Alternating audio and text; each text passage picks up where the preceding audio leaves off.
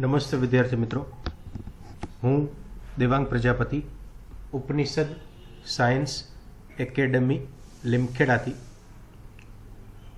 આજ રોજ વિદ્યાર્થી મિત્રો આપણે ધોરણ 12 ગુજરાતી માધ્યમનો એકમ નંબર 8 ડી અને એફ વિભાગના તત્વોનો લેક્ચર નંબર 6 કે જે પેજ નંબર 234 થી 237 સુધીનો રહેશે તે લઈને આવ્યો છું। તો ચાલો શરૂ કરીએ વિદ્યાર્થી મિત્રો।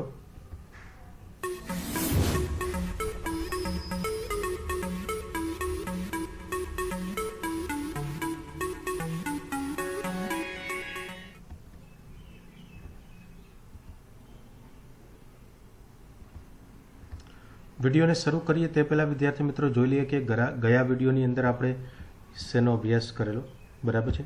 તો ચાલો શરૂ કરીએ છીએ કે ગયા વિડીયોની અંદર આપણે શું જોઈ ગયા, તો કે મિશ્ર ધાતુનું નિર્માણ કેવી રીતના થાય છે, ત્યારબાદ ધાતુના ઓક્સાઇડને ઓક્સો એનાયન સંયોજનો, પછી પોટેશિયમ ડાયક્રોમેટ અને પોટેશિયમ પરમેંગનેટની ચર્ચા આપણે ગયા વિડીયોની અંદર કરી ચૂક્યા છે।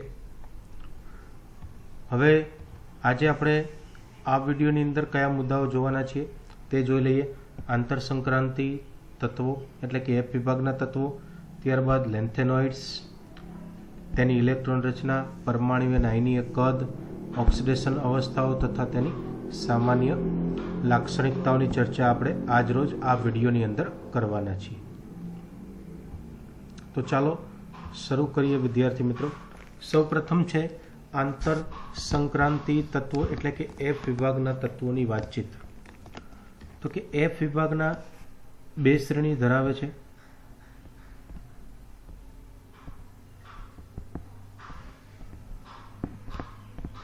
તેઓ બે શ્રેણીઓ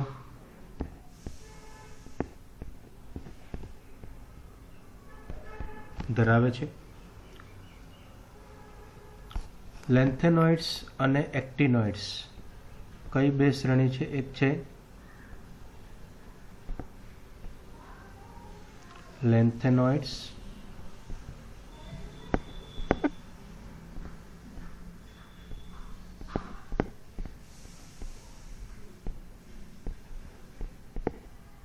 કે જેની અંદર લેન્થેનમ પછીના 14 તત્વો આવેલા હોય છે। લેન્થેનમ પછીના 14 તત્વો આવેલા છે।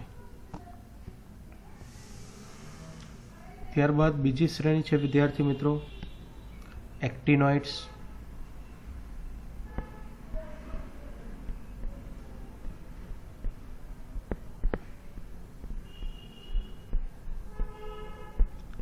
કે જેની અંદર એક્ટિનિયમ પછીના 14 તત્વો આવેલા હોય છે। તેથી લેન્થેનોઇડ્સની દરેક ચર્ચામાં લેન્થેનમને સમાવવામાં આવે છે। એટલે કે આપણે જો લેન્થેનોઇડ્સની ચર્ચા કરતા હોઈએ તો તેની અંદર આપણે લેન્થેનમની ચર્ચા કરવાની હોય છે। આ તત્વો માટે સામાન્ય સંજ્ઞા આપણે એલએન લેન્થેનોઇડ્સની શું છે? આ તો કે સામાન્ય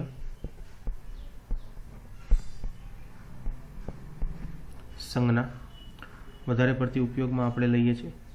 આવી જ રીતે એક્ટિનોઇડ્સની ચર્ચામાં આ શ્રેણીના 14 તત્વો ઉપરાંત એક્ટિનિયમને પણ સમાવવામાં આવે છે, એસી।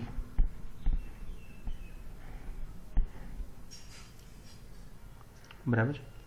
તો શું જોયું આપણે? તો કે બે શ્રેણીઓ ધરાવે છે, લેન્થેનોઇડ્સ પછીના 14 તત્વો છે, એક્ટિનોઇડ્સ એની અંદર એક્ટિનિયમ પછીના 14 તત્વો છે। લેન્થેનમની સામાન્ય સંજ્ઞા આપણે એલએન તરીકે દર્શાવીએ છીએ અને એ જ રીતના એક્ટિનોઇડ્સની અંદર પણ એક્ટિનોઇડ પછીના 14 તત્વોની આપણે ચર્ચા કરીએ છીએ। હવે આપણે જોઈએ કોઈપણ શ્રેણીના સંક્રાંતિ તત્વોની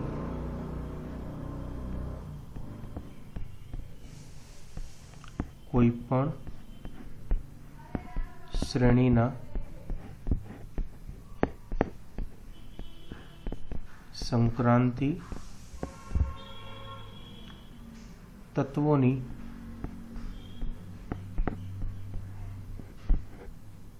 સરખામણીમાં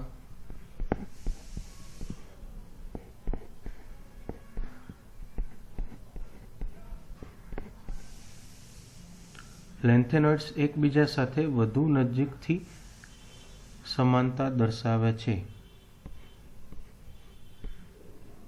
લેન્થેનોઇડ્સ એકબીજાના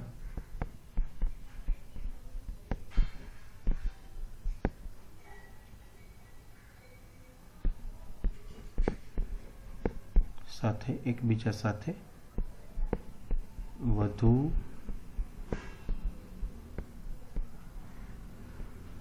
નજીકથી સમાનતા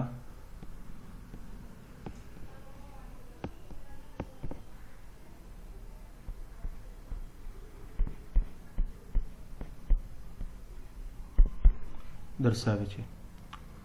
આ તત્વો માત્ર એક જ ઓક્સિડેશન અવસ્થા ધરાવે છે.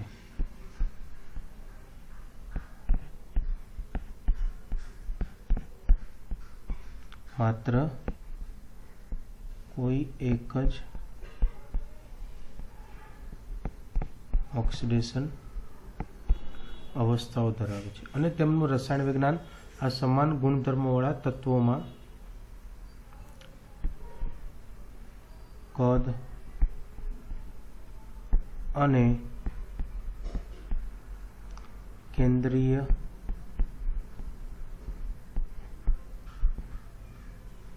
વીજભારમાં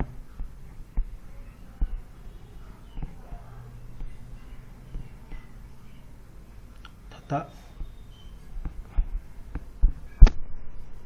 અલ્પ ફેરફારથી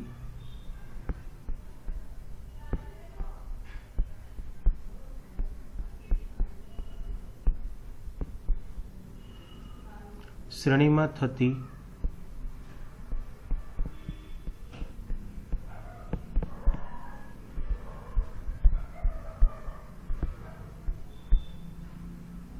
અસરની સમીક્ષા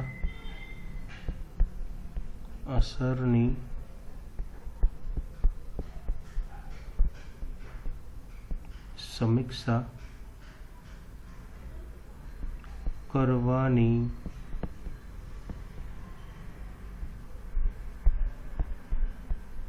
ઉત્તમ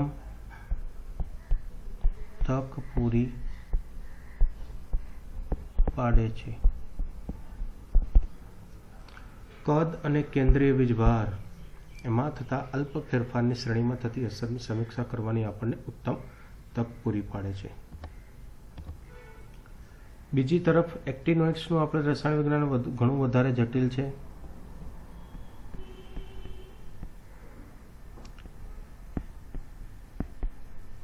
વધુ જટિલતાનું એક કારણ છે કે આ તત્વોની ઓક્સિડેશન અવસ્થાનો વિસ્તૃત વિસ્તાર ઓક્સિડેશન સ્થાનો વિસ્તૃત વિસ્તાર અને બીજું કારણ આપણે કહી શકીએ છીએ કે તત્વોની રેડિયો સક્રિયતા છે.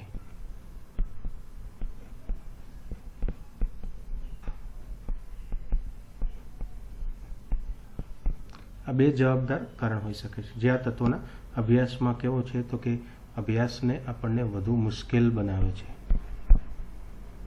અભ્યાસ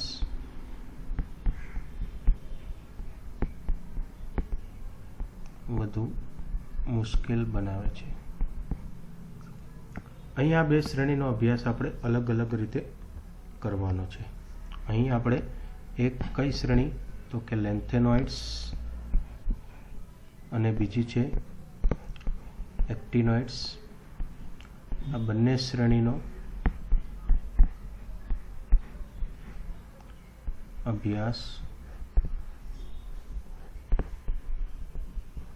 કરવાના છીએ. તો સૌપ્રથમ આપણે લેન્થેનોઇડ્સ શું છે એની ચર્ચા કરી લઈએ.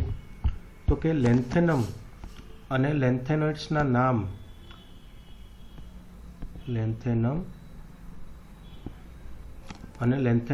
નામ જે છે જેમના માટે સંજ્ઞા આપણે કઈ વાપરીએ છીએ તો કે એલેન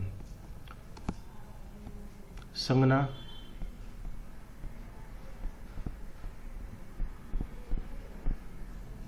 ત્યારબાદ પરમાણ્વીય અને કેટલીક આયનીય અવસ્થાઓની ઇલેક્ટ્રોનની રચનાઓ, પરમાણ્વીય અને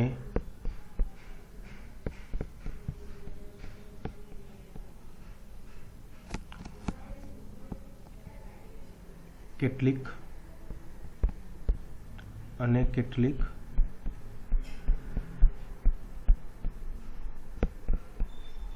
આયનીય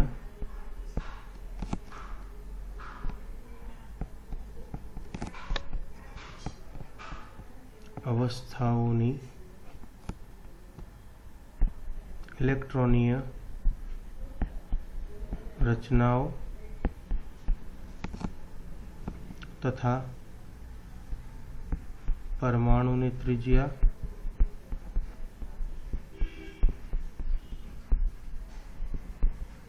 અને આયનીય ત્રિજ્યા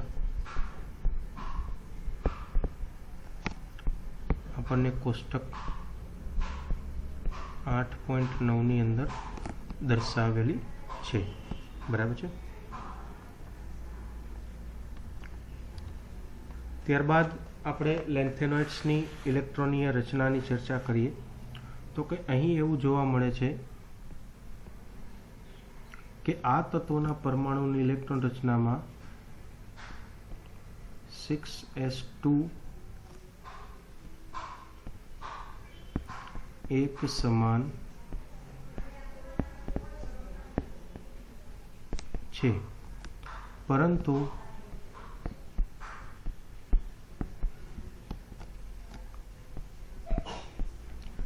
4f સ્તર જુદી જુદી રીતે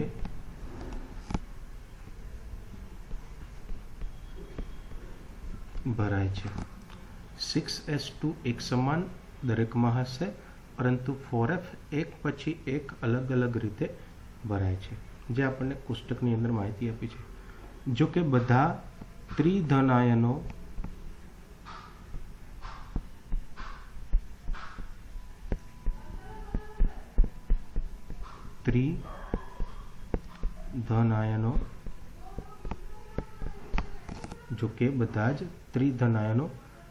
જેની અંદર બધા લેન્થેનોઇડ્સની સૌથી વધુ સ્થાયી ઓક્સિડેશન અવસ્થાની ઇલેક્ટ્રોનીય રચના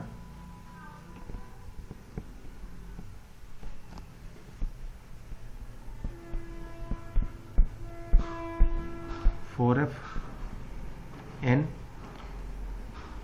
કે જેની અંદર n બરાબર આપણે 1 થી 14 સ્વરૂપે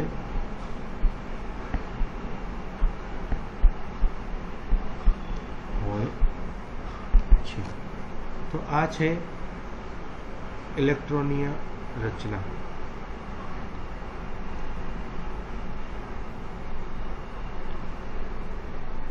ત્યારબાદ આપણે વાત કરીશું તો કે પરમાણ્વીય અને આયનીય કદ.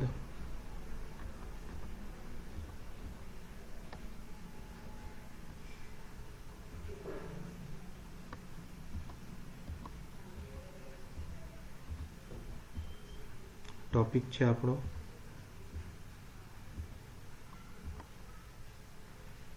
ઇલેક્ટ્રોનીય રચના બાદ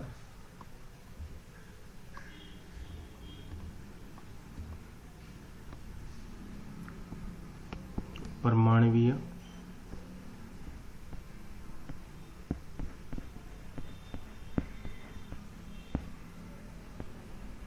અને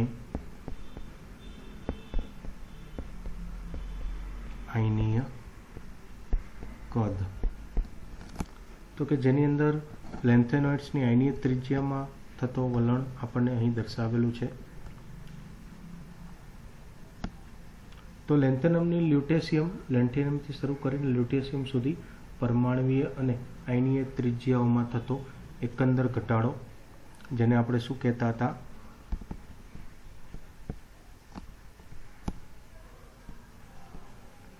લેન્થેનોઇડ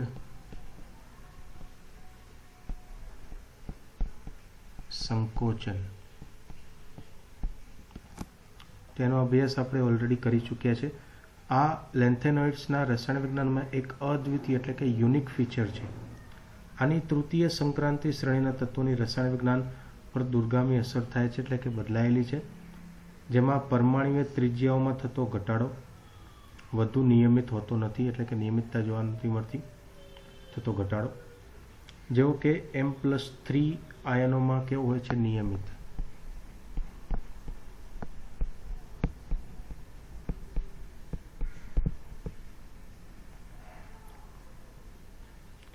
પછી હવે એની અંદર તમે જોઈ શકો છો, અહીંયા આકૃતિની અંદર આયનીય ત્રિજ્યા વર્સિસ પરમાણુ ક્રમાંકનો એક આલેખ આપવામાં આવેલો છે. લેન્થેનોઇડ્સની આયનીય ત્રિજ્યામાં વલણો, બરાબર છે, કે જેની અંદર તમે જોઈ શકો છો અહીંયાથી શરૂ કરી અને છેલ્લે સુધી એક સરસ મજાનો ઘટાડો દર્શાવવામાં આવેલો છે આકૃતિની અંદર, કે આયનીય ત્રિજ્યા પરમાણુ ક્રમાંક વધવાની સાથે આયનીય ત્રિજ્યાની અંદર ઘટાડો થાય છે, જે સતત છે.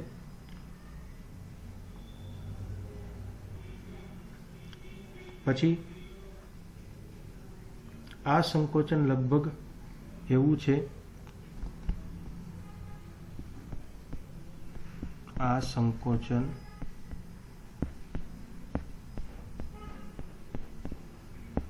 લગભગ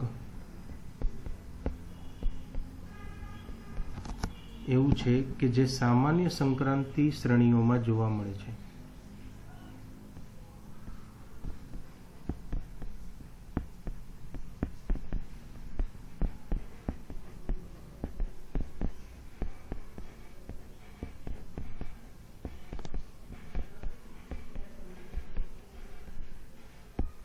બરાબર છે. ત્યારબાદ એટલે કે એક જ પેટાકોષમાં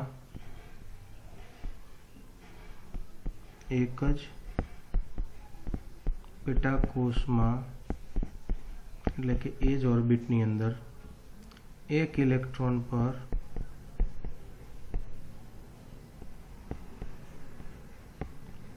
બીજા ઇલેક્ટ્રોન દ્વારા અપૂર્ણ શિલ્ડિંગ અસર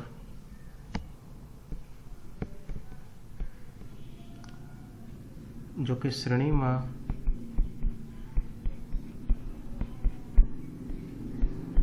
કેન્દ્રીય વીજભાર વધવાની સાથે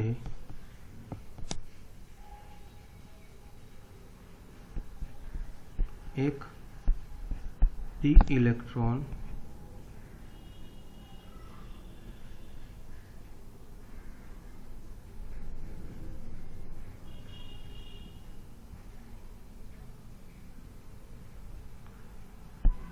એના ઉપર બીજા ડી ઇલેક્ટ્રોન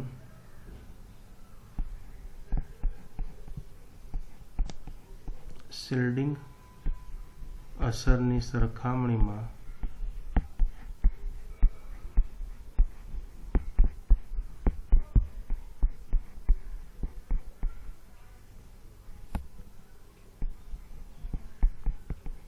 એક 4f ઇલેક્ટ્રોનની બીજા 4f ઇલેક્ટ્રોન પર શિલ્ડિંગ અસર ઓછી હોય છે. એટલે એકદમ સરળ રીતે કહીએ તો કે ડીની અંદર શિલ્ડિંગ અસર વધારે હોય છે એફની સાપેક્ષે. બરાબર છે.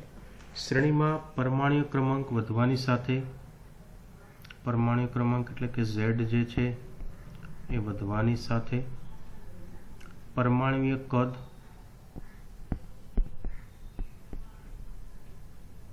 નિયમિત ઘટાડો થાય છે. એ તમે આલેખની અંદર પણ જોઈ લીધું. બરાબર છે. ત્યારબાદ લેન્થેનોઇડ શ્રેણીના સંકોચનની સંચયી અસર લેન્થેનોઇડ સંકોચન તરીકે જાણીતી છે. એની આપણે ચર્ચા થઈ ગઈ છે.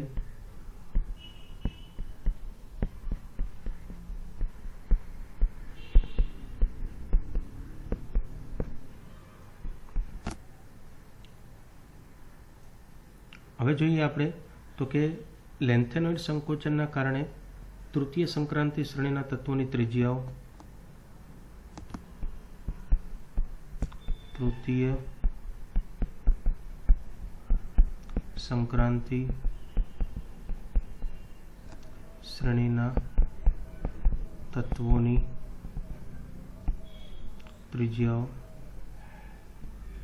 એટલે કે આર બીજી સંક્રાંતિ શ્રેણીના અનુવર્તી તત્વોની ત્રિજ્યાઓને સમાન હોય છે.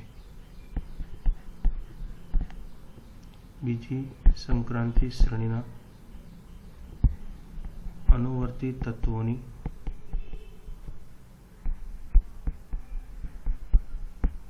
સમાન હોય છે.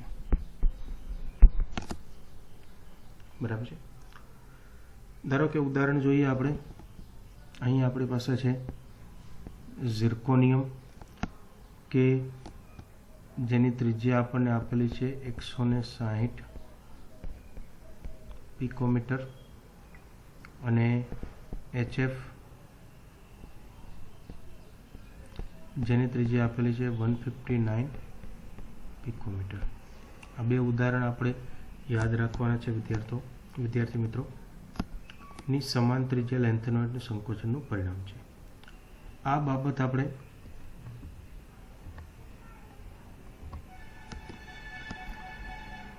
ધાતુઓની કુદરતમાં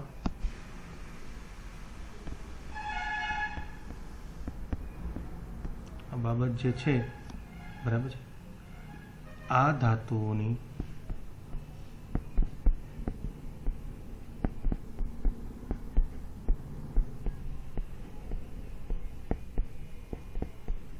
કુદરતમાં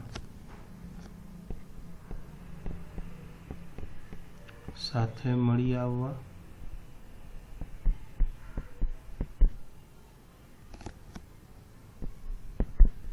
માટે તથા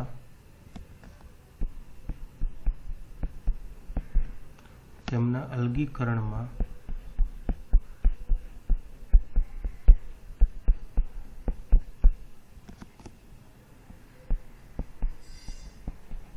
પડતી તકલીફો માટે જવાબદાર છે.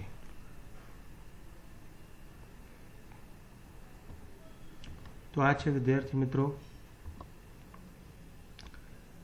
પરમાણ્વીય અને આયનીય કદ. હવે આપણે જોઈએ ઓક્સિડેશન અવસ્થાઓ. તો લેન્થેનોઇડ્સની અંદર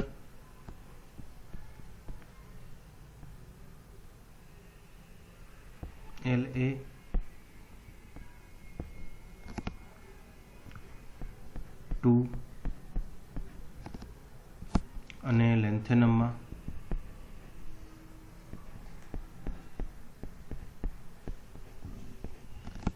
સંયોજનો મુખ્ય સ્પીસીસ છે.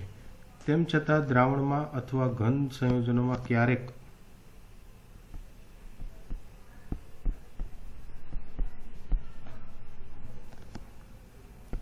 +2 અને +4 આયનો તેઓ પ્રાપ્ત કરે છે. ક્યારેક +2 અથવા +4 આયનો પ્રાપ્ત કરે છે. આ અનિયમિતતા આ જે અનિયમિતતા છે ખાલી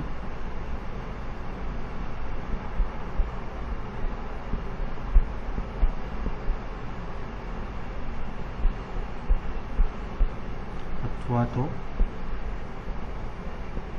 अर्धपूर्ण भरायेली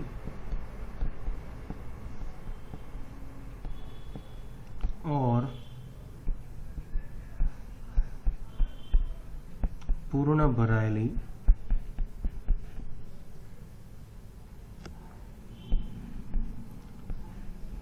एफ पेटाकोषनी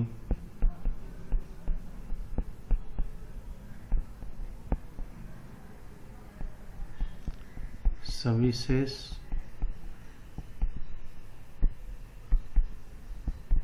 स्थायीताना कारणे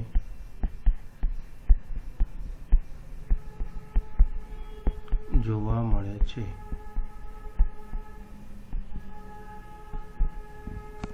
आम CE4 बनाववामां तेनी उमदा वायु इलेक्ट्रॉन रचना प्राप्त थाय छे।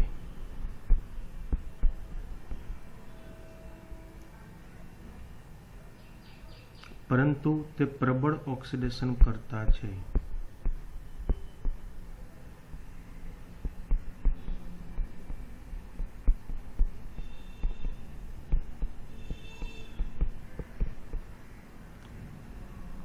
जे सामान्य रीते +3 કેટલી તો કે +3 અવસ્થામાં પાછો ફરી શકે।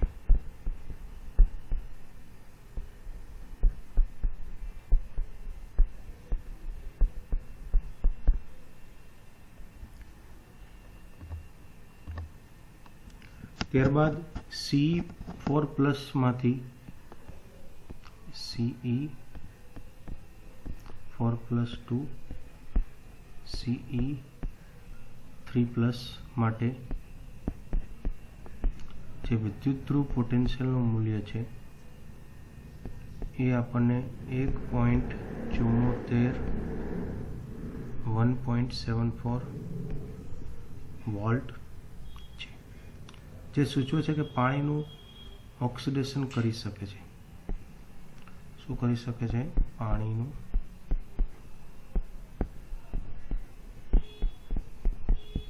ઓક્સિડેશન કરી શકે છે। જો કે આ પ્રક્રિયાનો વેગ ઘણો ધીમો હોય છે, તેથી CE વેગ કેવો હોય છે? ધીરો હોય છે, જેથી CE4 જે છે એ સારો વૈશ્લેષિક પ્રક્રિયક છે। કેવો? સારો એવો વૈશ્લેષિક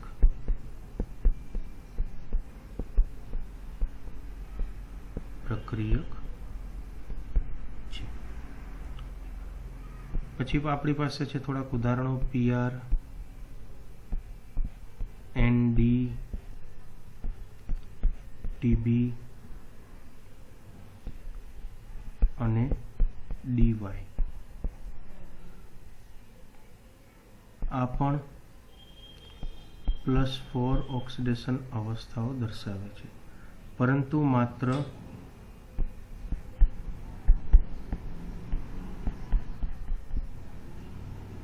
MO2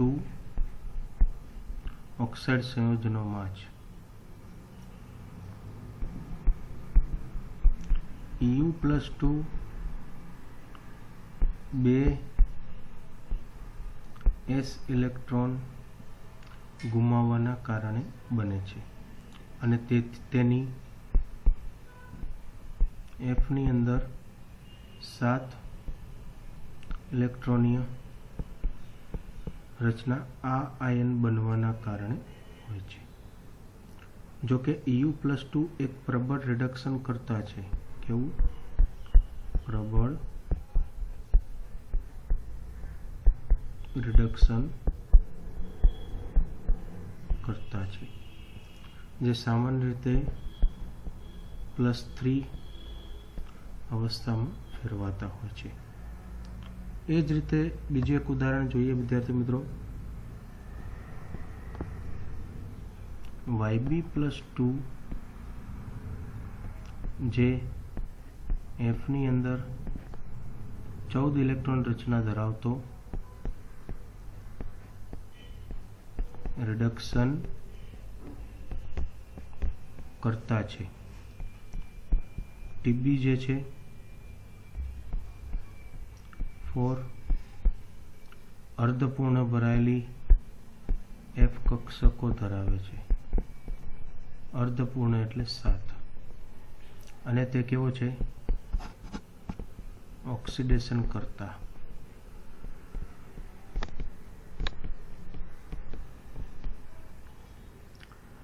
પછી સમેરિયમની વર્તણૂક યુરોપિયમ સાથે ઘણી બધી મળતી આવે છે, જે +2 અને +3 ઓક્સિડેશન અવસ્થાઓ દર્શાવે છે. સમેરિયમ કેવી છે? તો કે યુરોપિયમ જેવી.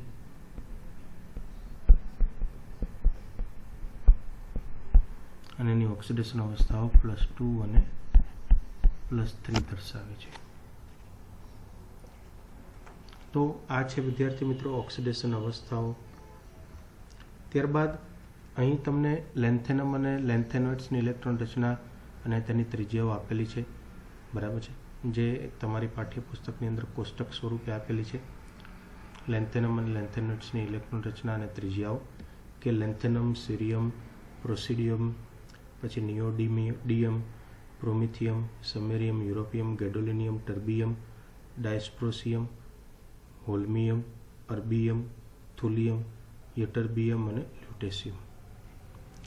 તેના નામ, પરમાણુ ક્રમાંક, સંજ્ઞા, પછી ઇલેક્ટ્રોન રચના આપેલી છે. એલેનમાં એટલે કે એક ધાતુ તરીકે 2 ઇલેક્ટ્રોન ગુમાવે ત્યારે, 3 ગુમાવે ત્યારે, 4 ગુમાવે ત્યારે, બરાબર છે. અને પછી તેની ત્રિજ્યા આપણને પિકોમીટરની અંદર આપેલી છે જ્યારે તે ધાતુ અવસ્થામાં હોય, અને ત્યારે ધાતુએ આયનમાં +3 એટલે કે 3 ઇલેક્ટ્રોન દાન કરીને, બરાબર છે. અહીં આપણે જે ત્રિજ્યા આપેલી છે એનો વધારો ઘટાડો તમને પૂછી શકે છે, બાકી ઇલેક્ટ્રોન રચના આપણે બધાની યાદ રાખવાની છે. ત્યારબાદ આપણે જોઈએ સામાન્ય લાક્ષણિકતાઓ. તો કે બધા જ લેન્થેનોઇડ્સ ચાંદી જેવી સફેદ નરમ ધાતુઓ છે અને હવામાં ઝડપથી નિસ્તેજ બને છે. પરમાણુય ક્રમાંક વધવાની સાથે કઠિનતા વધતી જાય છે. સમેરિયમ સ્ટીલ જેવી કઠિન હોય છે. તેમના ગલનબિંદુનો વિસ્તાર 1000 થી 1200 કેલ્વિન વચ્ચેનો હોય છે, પરંતુ સમેરિયમ 1623 કેલ્વિન તાપમાને તે પીગળે છે. તેઓ વિશિષ્ટ ધાત્વીય બંધારણ ધરાવે છે અને તેઓ ઉષ્મા અને વિદ્યુતના કેવા છે? સુવાહક. માત્ર EU અને YB અને ક્યારેક ક્યારેક SM અને TM સિવાયના તત્વો માટે ઘનતા અને અન્ય ગુણધર્મો સરળતાથી બદલાય છે.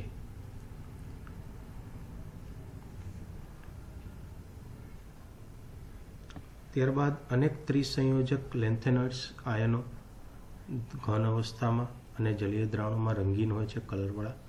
આ આયનોનો રંગ તેની અંદર રહેલા F ઇલેક્ટ્રોનની હાજરીના કારણે છે.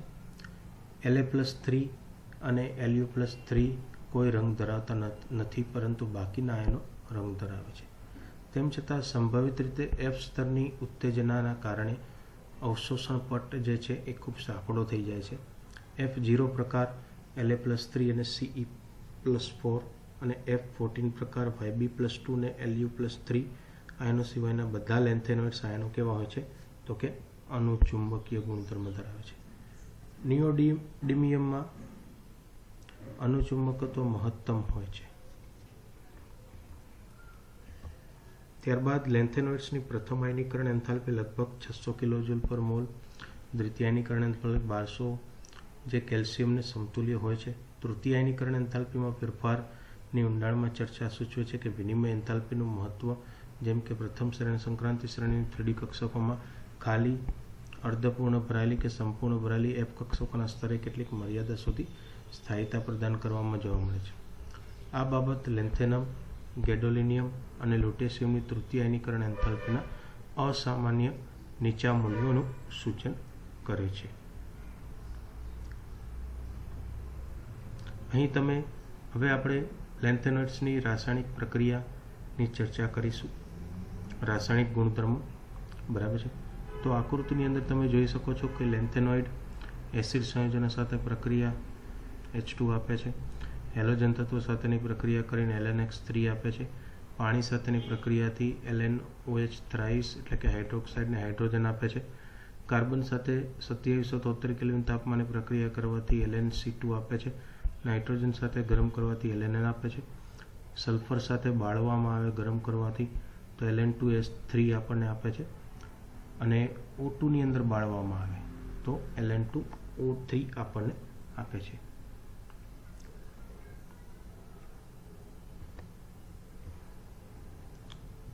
ત્યારબાદ આપણે જોઈએ તો કે સામાન્ય રીતે શ્રેણીના પ્રારંભમાં રહેલા સભ્યો તેમની રાસાયણિક વર્તણૂકમાં કેલ્શિયમની જેમ વધુ પ્રતિક્રિયાત્મકતા હોય છે, પરંતુ પરમાણુ ક્રમાંક વધવાની સાથે તે એલ્યુમિનિયમની જેમ વર્તન કરે છે. શું કહે છે? સામાન્ય રીતે તે કેવા હોય છે?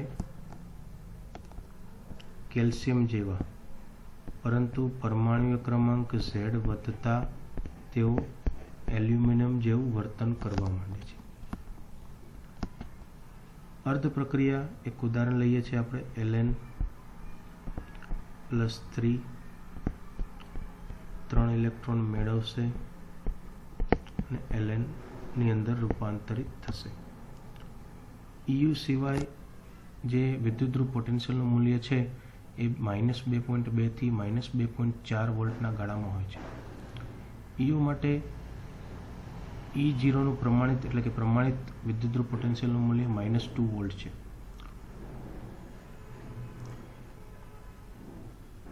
EU સિવાય આપણે વાત કરીએ, EU નું કેટલું છે તો કે પ્રમાણિત વિદ્યુતધ્રુવ પોટેન્શિયલ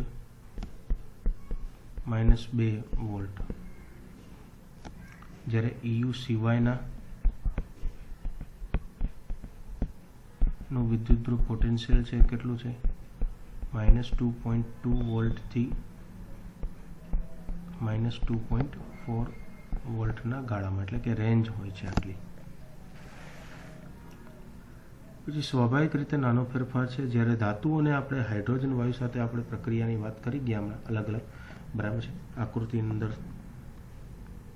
તો કે હાઇડ્રોજન સાથે ધાતુઓને આપણે ધીમેથી ગરમ કરવામાં આવે છે ત્યારે તેઓ ધાતુના હાઇડ્રોજન સાથે સંયોજાય છે.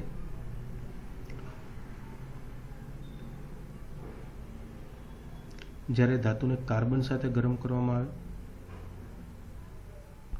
આ રહી પ્રક્રિયા, ત્યારે તે કાર્બાઇડ સંયોજનો એટલે કે Ln3C, Ln2 કયા કાર્બાઇડ સંયોજનો આપે છે તો આપણે જોઈએ. કાર્બાઇડ સંયોજનો Ln3C, Ln2C3 અને LnC2 બને છે. આ યાદ રાખવાનું છે આપણે, MCQની અંદર પૂછી શકે કાર્બન સાથેની પ્રક્રિયાથી. તેઓ મંદ એસિડ સંયોજનોમાંથી હાઇડ્રોજન વાયુ મુક્ત કરે છે. એસિડ સાથેની પ્રક્રિયા કરવામાં આવે તો હાઇડ્રોજન મુક્ત કરે છે, બરાબર છે. હાઇડ્રોજન સાથે જો તેને પ્રક્રિયા કરવામાં આવે તો તે સંયોજાય છે અને તેના હાઇડ્રાઇડ આપતા હોય છે. આપણે ચર્ચા શરૂઆતમાં જ થઈ, બરાબર છે. Lnની હાઇડ્રોજન સાથેની પ્રક્રિયાથી તેના હાઇડ્રાઇડ આપતા હોય છે. અને હેલોજન સંયોજનો સાથે બળીને હેલાઇડ સંયોજનો આપે છે. હેલોજન સાથે પ્રક્રિયા કરીને હેલાઇડ આપે છે. તેઓ M2O3 પ્રકારના ઓક્સાઇડ સંયોજનો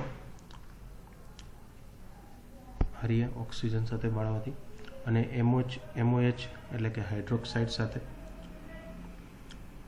પાણી સાથેની પ્રક્રિયા કરવામાં આવે તો હાઇડ્રોક્સાઇડને હાઇડ્રોજન દૂર કરે છે. હાઇડ્રોક્સાઇડ સંયોજનો નિશ્ચિત સંયોજનો છે, નહીં કે જળયુક્ત ઓક્સાઇડ સંયોજનો. તેઓ આલ્કલાઇન અર્ધધાતુ ઓક્સાઇડ સંયોજનો અને હાઇડ્રોક્સાઇડ સંયોજનોની જેમ કેવા હોય છે? બેઝિક.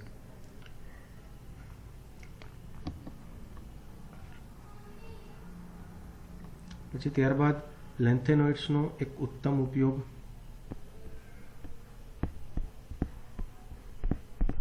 પતરા અને નળીઓ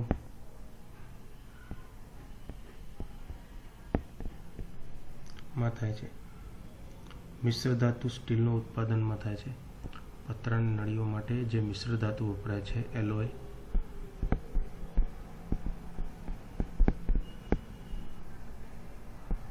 જેનું નામ છે સ્ટીલ, તેના ઉત્પાદનમાં લેન્થેનોઇડ્સ વપરાય છે. એક સુપ્રસિદ્ધ મિશ્ર ધાતુ જેને આપણે કહીએ છીએ, યાદ રાખવાનું છે, મિસ ધાતુ. લેન્થેનોઇડ ધાતુ એની અંદર 95% છે એપ્રોક્સિમેટલી, અને આયન 5% જેટલું છે. ખૂબ જ અલ્પ પ્રમાણમાં તેની અંદર, એકદમ અલ્પ પ્રમાણમાં તેની અંદર સલ્ફર, કાર્બન, કેલ્શિયમ અને એલ્યુમિનિયમ ખૂબ જ અલ્પ માત્રામાં હાજર હોય છે. મિશ્ર ધાતુનો મોટો જથ્થો Mg આધારિત મિશ્ર ધાતુ બનાવવામાં થાય છે. ઉપયોગ મેગ્નેશિયમ આધારિત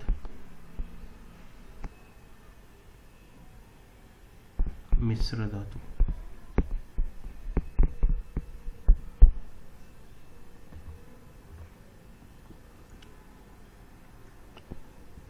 મિશ્ર ધાતુ વધારે પડતો ઉપયોગ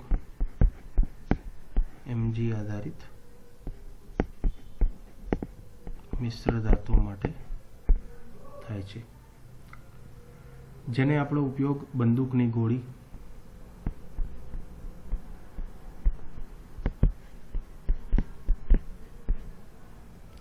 કવચ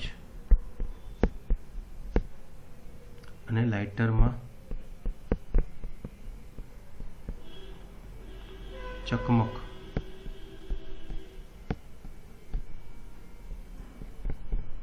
લાઇટરની અંદર ચકમક માટેના પથ્થર,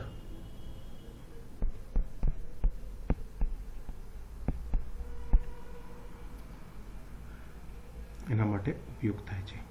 ત્યારબાદ લેન્થેનોઇડ્સના મિશ્ર ઓક્સાઇડ સંયોજનોમાં ઉપયોગ જે છે પેટ્રોલિયમ મિશ્ર ઓક્સાઇડનો ઉપયોગ પેટ્રોલિયમના ભંજનમાં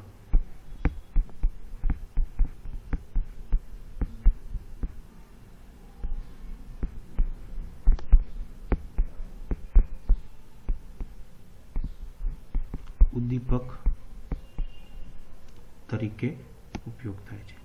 ત્યારબાદ લેન્થેનોઇડ્સના કેટલાક ઓક્સાઇડ સંયોજનોનો ઉપયોગ ટેલિવિઝનના પડદામાં, ટીવીના પડદામાં સંદીપક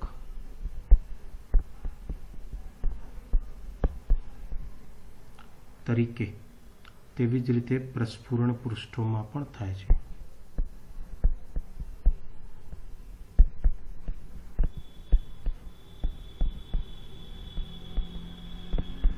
આ છે તેના ઉપયોગો વિદ્યાર્થી મિત્રો. તો આ છે આપણી પાસે લેન્થેનોઇડ્સની સામાન્ય લાક્ષણિકતાઓ. તો આજરોજ વિદ્યાર્થી મિત્રો આપણે આટલું રાખીએ છીએ.